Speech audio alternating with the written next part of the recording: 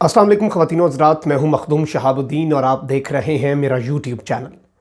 Opposition ने आज मेरा सर बतौर पाकिस्तानी शर्म से झुका दिया है। पार्लिमानी तारीख़ में वो हुआ है जिसकी नज़ीर करीब करीब नहीं मिलती।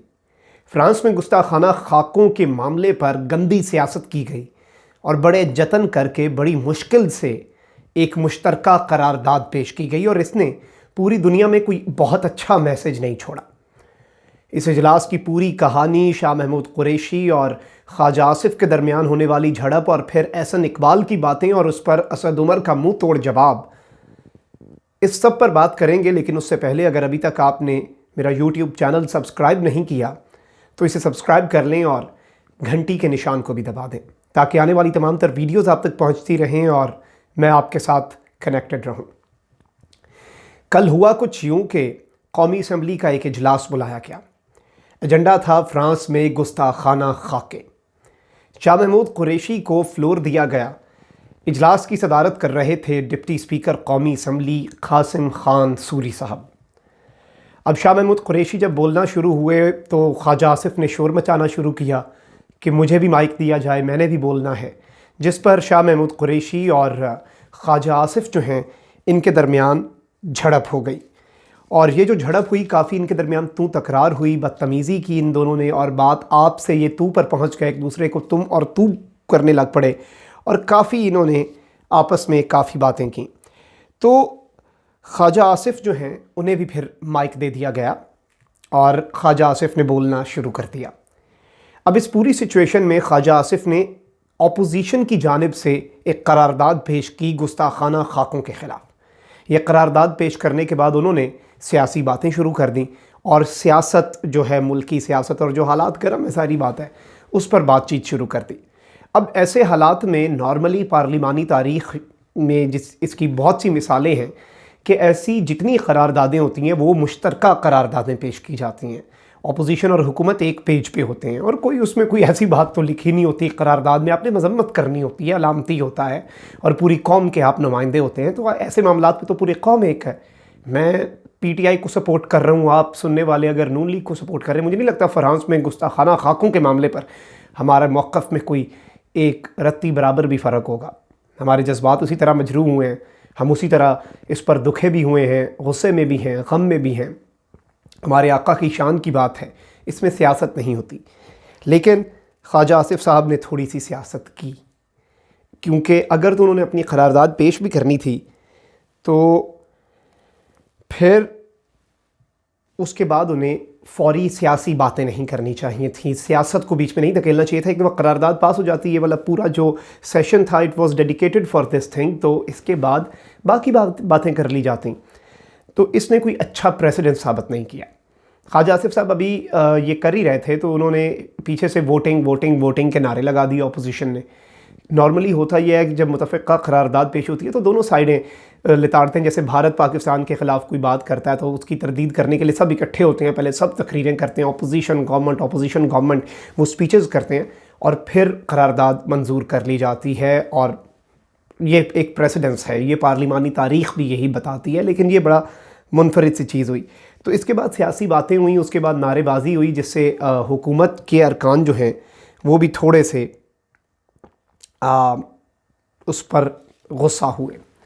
शाह महमूद कुरैशी ने डाइस संभाला और माइक पे आए, माइक उन्हें मिला। शाह महमूद कुरैशी ने भी अपनी करारदाद पेश कर दी। अब शाह महमूद कुरैशी ने ये पूरी सिचुएशन समझाई कि मैंने जब ये करारदाद हम बना रहे थे तो हमने पीपल्स पार्टी से रब्ता किया। हमने पीपल्स पार्टी से रब्ता किया कि भाई अपोजिशन के साथ हम मिल के करारदाद बनाना चाहते हैं। तो पीपल्स पार्टी ने, ये शाह महमूद कुरैशी ने 2 पीपल्स पार्टी के रहनुमाओं का नाम लिया और कहा कि पीपल्स पार्टी ने हमें कहा है कि हम तो मिल जाएंगे लेकिन नून लीग ये नहीं करेगी। तो इसके बाद शाह महमूद कुरैशी ने अपनी करारदाद हुकूमत की तरफ से जो थी वो पेश कर दी। तो इसमें पीपल्स पार्टी का जिक्र भी आ गया। तो इसके बाद फिर एक बड़ी अजीब सी सिचुएशन हो गई, बड़ा मसला बना। एहसन इकबाल ने बोलना शुरू कर दिया और एहसन इकबाल ने अजीब अजीब बातें की, कहा कि शाह महमूद कुरैशी माफ़ी मांगें, पहले ये हो जाएगा वो हो जाएगा। नॉर्मली जैसे अगर शाह महमूद कुरैशी ने माफ़ी ना मांगी तो ये फ़्रांस के ख़िलाफ़ करारदाद नहीं पेश करेंगे, जैसे उससे हुकूमत का कोई नुकसान है। ये कौम का मसला था, इसे सियासत की नज़र तो कतन नहीं करना चाहिए था। खैर असद उमर आए। اسد عمر نے کہا کہ یہ شرم آنی چاہیے ہم سب کو، اپنے آپ کو بیچ میں ملا کے انہوں نے یہ بات کی، اور بڑی اچھی بات کی جس سے تعریف کرنی چاہیے، اسد عمر کی تعریف کرنی چاہیے کہ انہوں نے یہ بات کا احساس دلایا کہ سیاست کے لیے پوری زندگی پڑھی ہے، ہمارے آقا کی شان کا مسئلہ ہے، ان کی ناموس کا مسئلہ ہے، ناموس رسالت کا مسئلہ ہے، ہم اس پہ سیاست نہیں کر سکتے۔ اسد عمر نے اسپیکر قومی اسمبلی سے 10 منٹ کا ٹائم لیا، اس میں متفقہ قرارداد بنوائی اور پھر وہ پیش ہوئی اور وہ منظور ہو گئی۔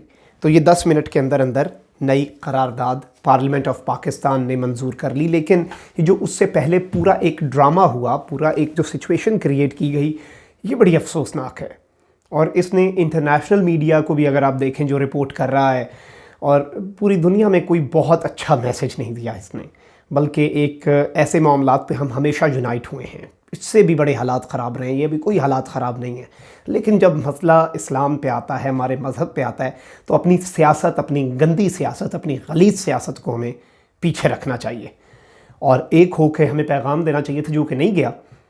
اس کے بعد چلیں، آپ نے وہ جسے کہتے ہیں نا گونگلوں پر سے مٹی اتارنا، وہ کر تو دیا، قرارداد بھی پاس ہو گئی، لیکن یہ پوری سچویشن تھی جو میں نے آپ کے سامنے رکھی ہے۔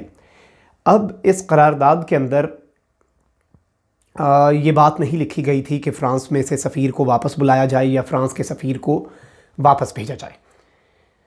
تو اس کے بارے میں قاسم خان سوری نے جب یہ قرارداد پاس ہوئی اس کے بعد یہ مطالبہ کیا، لیکن میں سمجھتا ہوں کہ پارلیمنٹ آف پاکستان نے، حکومت پاکستان، میری وزیر اعظم پاکستان عمران خان سے بھی یہ درخواست ہے کہ فرانس میں پاکستان کے جو سفیر ہیں یا جو سفیر فرانس ہیں پاکستان میں، انہیں صرف بلا کے احتجاجی مراسلہ تھمانا نہیں، دنیا کو ایک سٹرونگ میسج دیا جائے اور انہیں ملک بدر کر دیا جائے۔ اگر یہ نہیں کر سکتے آپ، تو آپ اپنا سفیر تو واپس بلا سکتے ہیں، اپنے سفیر کو واپس بلا لیا جائے تاکہ ایک احتجاج مزید بہتر طریقے سے ریکارڈ ہو۔ البتہ بڑا اچھا بیان جاری کیا وزیر اعظم پاکستان عمران خان نے، جس کی جتنی تعریف کی جائے وہ کم ہے۔